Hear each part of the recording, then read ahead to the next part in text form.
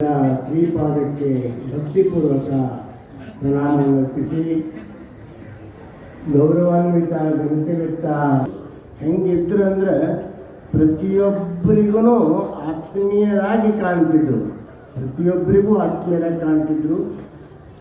ನಾನು ನಮ್ಮ ದೊಡ್ಡ ಗುರುಗಳ ಜೊತೆ PUC ಇದ್ದಾಗ ನಾನು ಬಹುತೇಕ ಅದು 1970-71 ಇರ್ಬೋದು. ಇನ್ನೂ ಈ ಆಶ್ರಮ ಇರಲಿಲ್ಲ. ಅಲ್ಲಿ ಊರೊಳಗೆ ಒಂದು ಕರಡಿ ತೋಟ ಅಂತ ಅಲ್ಲಿ ಇದ್ದರು.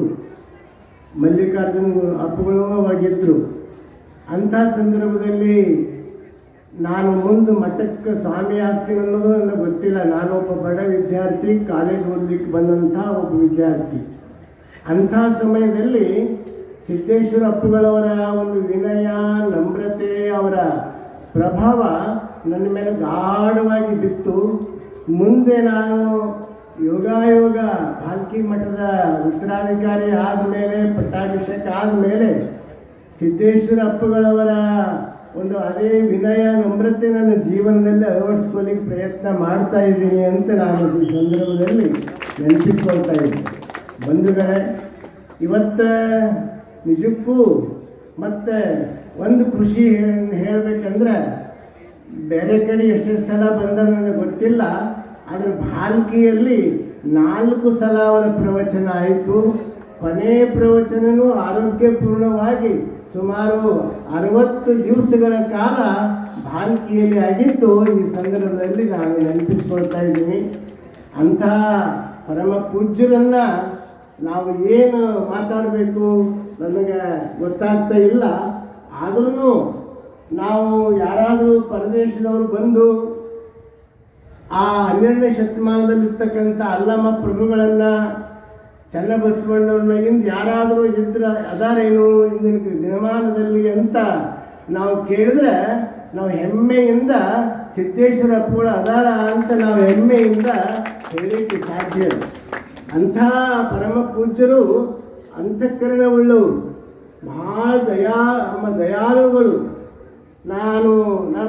ನನಗೂ ಈಗ 60-75 ವಯಸ್ಸು ಆಗ್ತಾ ಇರೋದ್ರಿಂದ ಈ ಒಂದು 4 ವರ್ಷದ ಹಿಂದೆ, ಬಹುತೇಕ ಒಂದು 6-7 ವರ್ಷದ ಹಿಂದೆ ನಾವು ನಮ್ಮ ಮನೆಗೆ ಗುರುಬಸವ ಪಟ್ಟದೇವರಂತ ಪಟ್ಟಾಭಿಷೇಕ ಮಾಡಿದೆವು.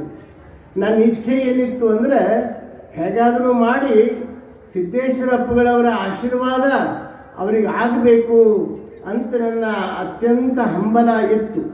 ಪಟ್ಟಾಭಿಷೇಕ ಕಾರ್ಯಕ್ರಮದಲ್ಲಿ ಅವರು ಬಂದು ನಮ್ಮ ಮರಿದೇವರಿಗೆ, ಮುಂದೆ ಭಾವಿ ಪಟ್ಟದೇವರಿಗೆ ಆಶೀರ್ವಾದ ಮಾಡಬೇಕು ಅಂತ ಇಚ್ಛೆ ಇತ್ತು.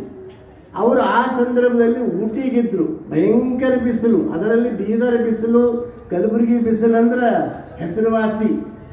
ಅವರು ಅಪ್ಪಗಳು ಎಲ್ಲರೂ ಹೇಳಿದರು, ಸಾಧಕರಿಗೆ ಅನೇಕ ಸಂಪರ್ಕ ಮಾಡಿದೆ ನಾನು. ಎಲ್ಲರೂ ಹೇಳಿದರು ಏನಂತ, ಇಲ್ಲ ಅವ್ರು ಬಿಸಿಲಿನಲ್ಲಿ ಬರಲ್ಲ, ಚಳಿ ಎಷ್ಟೇ ಇದ್ರೂ ಅವರು ಚಳಿಗೆ ಇರಂಗಿಲ್ಲ, ಬಿಸಿಲಿಗೆ ಮಾತ್ರ ಅವ್ರು ಬರೋಂಗಿಲ್ಲ, ನೀವು ಆಮಂತ್ರಣ ಕೊಡಬೇಡ್ರಿ ಅಂತ ಹೇಳಿದ್ರು. ಆದರೆ ನನಗೆ ಯಾಕೋ ಮನಸ್ಸಿನಲ್ಲಿ ತಳಮಳ ಆಯಿತು. ಊಟಿಯಲ್ಲಿ, ಬೀದರಲ್ಲಿ, ಭಾಲ್ಕಿ ಕೊನೆ ಕರ್ನಾಟಕ ನಕ್ಷೆದಾಗ ಕೊನೆಗೆ ಊಟಿ, ಕೊನೆಗೆ ನಮ್ಮ ಬೀದರ್. ಅಂಥ ಸಂದರ್ಭದಲ್ಲಿ ನಾನು ದ್ವಂದ್ವದಾಗಿ ಬಿದ್ದೆ. ಆದ್ರೂ ನಾನು ಶಿವನ ಇಚ್ಛೆ, ಬಸವಣ್ಣವ್ರ ಇಚ್ಛೆ ಅಂತ ತಿಳ್ಕೊಂಡು ನಾನು ಪರಮ ಪೂಜ್ಯರಿಗೆ ವಿನಂತಿ ಮಾಡಿಕೊಂಡೆ, ಫೋನಿನಲ್ಲೇ ವಿನಂತಿ ಮಾಡಿಕೊಂಡೆ. ತಮ್ಮ ದರ್ಶನಕ್ಕೆ ಬರ್ತಾ ಇದ್ದೀನಿ ರೀ ಬುದ್ಧಿ, ತಮಗೆ ಭಾಲ್ಕಿಗೆ ಆಮಂತ್ರಣ, ನಮ್ಮ ಗುರುಗಳ ಪಟ್ಟಾಭಿಷೇಕದ ನಮ್ಮ ಮರಿದೇವ್ರದು, ಅದಕ್ಕೆ ಅವ್ರಿಗೆ ಆಶೀರ್ವಾದ ಮಾಡಬೇಕಂತ ನನ್ನ ಹೃದಯದಲ್ಲಿ ಭಾಳ ಇಚ್ಛೆ ಅದ, ಅದಕ್ಕೆ ತಾವು ಬರಬೇಕು ಅಂತ ನಾನು ಕೇಳಿಕೊಂಡೆ. ಅವಾಗ ಅವರು ಹೇಳಿದರು ನೋಡೋಣ ಅಂತಂದರು. ಮಾರನೇ ದಿವಸ, ಒಂದು ದಿವಸ ಬಿಟ್ಟು ಮಾರನೇ ದಿವಸ ಅವ್ರದ್ದೇ ಫೋನ್ ಬಂತು, ನೀವು ಬರ್ಲಿಕ್ಕೆ ಹೋಗಬೇಡ್ರಿ, ನಾನು ಪಟ್ಟಾಭಿಷೇಕ ಕಾರ್ಯಕ್ರಮಕ್ಕೆ ನಾನು ಬರ್ತೀನಿ ಅಂತ ಫೋನ್ ಬಂತು. ಅಂಥ ಭಯಂಕರ ಬಿಸಿಲಿನೊಳಗೆ 3 ದಿವಸ ಭಾಲ್ಕಿಯಲ್ಲಿದ್ದು ನಮ್ಮ ಮರಿದೇವರಿಗೆ ಆಶೀರ್ವಾದ ಮಾಡಿ ಆ ಪಟ್ಟಾಭಿಷೇಕ ಸಮಾರಂಭವನ್ನು ಪೂರ್ಣ ವೀಕ್ಷಣೆ ಮಾಡಿರುವಂಥ ಒಂದು ದಯಾಳು ಅಂತಃಕರಣ ಮೂರ್ತಿಗಳಾದ ಸಿದ್ದೇಶ್ವರ ಅಪ್ಪಗಳವರಿಗೆ ನಾನು ಕೋಟಿ ಸಂದರ್ಭದಲ್ಲಿ ನಮನವನ್ನು ಸಲ್ಲಿಸಲಿಕ್ಕೆ ಇಚ್ಛಪಡ್ತಾ ಇದ್ದೀನಿ. ಅಂಥ ಮತ್ತು ಅವರು ಎಷ್ಟು ಪ್ರೀತಿ ಅಂದರೆ ನನ್ನ ಮೇಲೆ ಒಬ್ಬರ ಮೇಲಲ್ಲ, ಎಲ್ಲರ ಮೇಲೇನೂ ಅಂಥ ಪ್ರೀತಿನೇ. ನಾನು ಎಷ್ಟು ಪ್ರೀತಿ ಅಂದ್ರೆ ಲಾಕ್ಡೌನ್ದಲ್ಲಿ ಒಬ್ಬರ ಮುಖ ಒಬ್ಬರು ನೋಡಲಾರ್ದ ಪ್ರಸಂಗದಾಗ, ಒಬ್ರಿಗೊಬ್ರು ಮಾತಾಡಲಾರ್ದಂಗೆ ಪ್ರಸಂಗದಾಗ, ಲಾಕ್ಡೌನ್ದಾಗ ಅವರು ನನಗೆ ಫೋನ್ ಹಚ್ಚಿದ್ರು, ಎಲ್ಲಿದ್ರಿ, ಹೊರಗೆ ಹೋಗಬೇಡ್ರಿ, ಬಸವ ಕಲ್ಯಾಣದಲ್ಲಿ ಅನುಭವ ಮಂಟಪದ ಅವ್ರ ಶರಣಧಾಮ ಅಂತ ಒಂದು ಕಟ್ಟಡ ಇದೆ, ಅವರಿಗೆ ಗುರುಗಳಿಗೆ ಕರೆಸಿ ನಾವು ಉದ್ಘಾಟನೆ ಮಾಡಿದ್ವಿ. ಆ ಶರಣಧಾಮ ಕಟ್ಟಡದ ಶುದ್ಧ ಗಾಳಿ ಅದ, ನೀವು ಅಲ್ಲೇ ಇರ್ರಿ, ಅಲ್ಲಿ ಬಿಟ್ಟು ಎಲ್ಲಿ ಹೋಗಬೇಡ್ರಿ ಅಂತ ನನಗೆ ಪ್ರೀತಿಯಿಂದ ಅಪ್ಪಣೆ ಮಾಡಿದಂಥ ಒಂದು ಕಳಕಳಿ ಉಳ್ಳಂಥ ವಿಶಾಲ ಹೃದಯವುಳ್ಳಂಥ ಪೂಜ್ಯರೇ ಸಿದ್ದೇಶ್ವರ ಅಪ್ಪುಗಳು ಅಂತ ಈ ಸಂದರ್ಭದಲ್ಲಿ ನಾನು ನೆನೆಸ್ಕೊಳ್ಳಿಕ್ಕೆ ಇಚ್ಛಪಡ್ತಾ ಇದ್ದೀನಿ. ಬಂಧುಗಳೇ, ಇವತ್ತ ಒಂದು ಆದಾಯ ಶರಣರ ವಚನ ನೆನಪಾಗ್ತು. ಅಪ್ಪುಗಳ ವ್ಯಕ್ತಿತ್ವ ಹೆಂಗಿತ್ತು ಅಂದರೆ, ತನುವಿನಲ್ಲಿ ನಿರ್ಮೋಹ, ಮನದಲ್ಲಿ ನಿರಹಂಕಾರ, ಪ್ರಾಣದಲ್ಲಿ ನಿರ್ಭಯ, ಚಿತ್ತದಲ್ಲಿ ನಿರಪೇಕ್ಷೆ, ವಿಷಯದಲ್ಲಿ ಉದಾಸೀನ, ಭಾವದಲ್ಲಿ ದಿಗಂಬರ, ಜ್ಞಾನದಲ್ಲಿ ಪರಮಾನಂದ ನೆಲೆಗೊಂಡ ಬಳಿಕ ಸೌರಾಷ್ಟ್ರ ಸೋಮೇಶ್ವರ ಲಿಂಗ ಬೇರಿಲ್ಲ ಕಾಣಿರುವಂಥ ಆದಾಯ ಶರಣರು ಹೇಳ್ತಾರ. ಈ ವಚನಕ್ಕೆ ವ್ಯಾಖ್ಯಾನ ಮಾಡೋದು ಬೇಡ, ಸಿದ್ದೇಶ್ವರ ಅಪ್ಪುಗಳ ಬದುಕು ನೋಡಿದ್ರೆ ಈ ವಚನದ ವ್ಯಾಖ್ಯಾನ ನಮಗೆ ತಂತಾನೇ ಅರ್ಥ ಆಗ್ತದೆ. ಅಂಥ ಅಪರೂಪದ ವ್ಯಕ್ತಿತ್ವವುಳ್ಳಂಥ ಸಿದ್ದೇಶ್ವರ ಅಪ್ಪುಗಳವರು ಇವತ್ತ ನಮ್ಮ ಅದಕ್ಕೆ ಬಸವಣ್ಣವ್ರು ಹೇಳ್ತಾರೆ, ಜೋಳ ವಾಳಿಯವ ನಾನಲ್ಲವಯ್ಯ, ವೇಳೆ ವಾಳಿಯವ ನಾನಯ್ಯ, ಹಾಳುಗೆಟ್ಟೋಡುವ ಆಳು ನಾನಲ್ಲವಯ್ಯ, ಕೇಳು ಕೂಡಲ ಸಂಗಮ ದೇವ, ಮರಣವೇ ಮಹಾನವಮಿ ಆ ಅಕ್ಷರ ಸಹ ಮರಣ ಅನ್ನುವಂಥ ಒಂದು ಸಂದರ್ಭದಲ್ಲಿ ನಾವು ಕೊನೆಯವರೆಗೂ ಇಲ್ಲಿ ಬರ್ತಾ ಇರ್ತಿದ್ದೆ.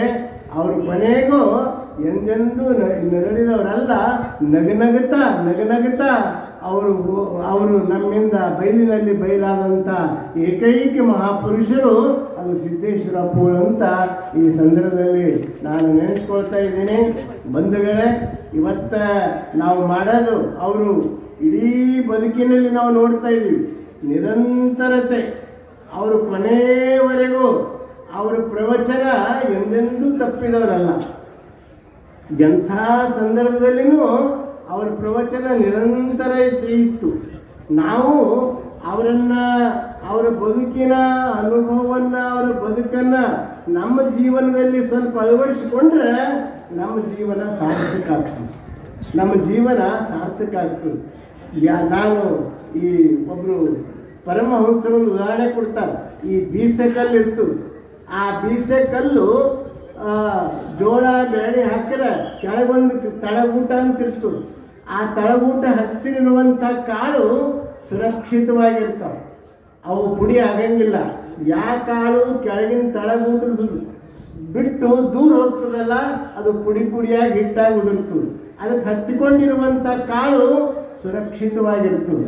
ಯಾರು ಸಿದ್ದೇಶ್ವರ ಅಪ್ಪುಗಳವರ ಒಂದು ಉಪದೇಶಾಮೃತ ತಮ್ಮ ಬದುಕಿನಲ್ಲಿ ಅಳವಡಿಸ್ಕೊಂಡ್ರೆ ನಮ್ಮ ಜೀವನವೂ ಭದ್ರವಾಗಿರ್ತದೆ, ನಮ್ಮ ಜೀವನವೂ ಸುರಕ್ಷಿತವಾಗಿರ್ತದಂತ ಈ ಸಂದರ್ಭದಲ್ಲಿ ನಾನು ಹೇಳಿಕ್ಕೆ ಇಚ್ಛಪಡ್ತಾ ಇದ್ದೀನಿ. ಅಂಥ ಪರಮ ಪೂಜ್ಯರು ಇವತ್ತ ನಮ್ಮ ಮಧ್ಯದಲ್ಲಿ ಇರಲಿದ್ರೂ ನಮ್ಮೆಲ್ಲರ ಅಂತರಂಗದಲ್ಲಿ ಪ್ರೇರಣಾ ಶಕ್ತಿಯಾಗಿ ಓದಿದ್ದಾರೆ. ಅಂಥ ಅವರು ಇಲ್ಲ ಅನ್ನುವ ಭಾವನೂ ಇಲ್ಲೊಂದು ವಾತಾವರಣ ನಿರ್ಮಾಣ ಮಾಡಿ ನಮ್ಮ ಅಧ್ಯಕ್ಷರು ಗುರುಗಳು ನಮ್ಮ ಹರ್ಷ